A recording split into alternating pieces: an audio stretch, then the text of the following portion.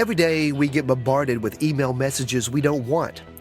The problem, of course, is that these unwanted messages make it harder to see the important ones that we do want. We're quick to point fingers at anonymous spammers selling fake Rolexes and male enhancement drugs, but maybe the problem is closer to home. Is the reply all button a culprit behind our overflowing inboxes? In other words, is spam mostly a problem of our own making? And to ask a related question, how much humiliation could we spare ourselves if we got smarter about using or not using the reply all button? According to data cited in a recent Bloomberg Businessweek article, at least 15% of a typical office worker's day is spent on email, and 5% of emails received are replies to all. While that might sound like a small percentage, think about those stats over time. What you have is death by 1,000 cuts. Businessweek reports that the misuse of the reply all button has some large companies considering an outright ban on its use. And a handful of businesses have gone as far as to use in-house programmers to remove the button from employees' view. The reply all button is simply an inanimate thing, of course, which means it's not something we can truly blame.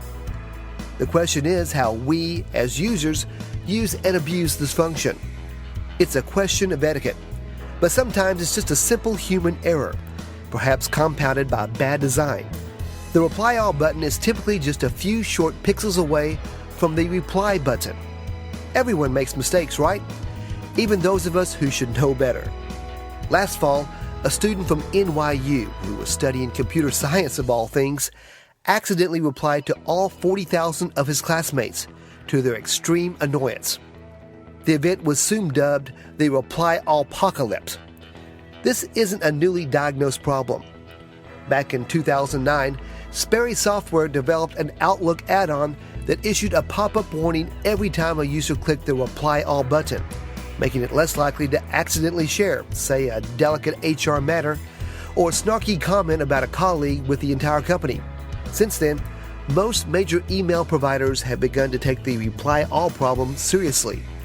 Microsoft introduced its own plugin called No Reply All, and Google, whose Gmail is the most widely used free email service, rolled out a mute button to give wary users an escape from endless email chains and public gabfest.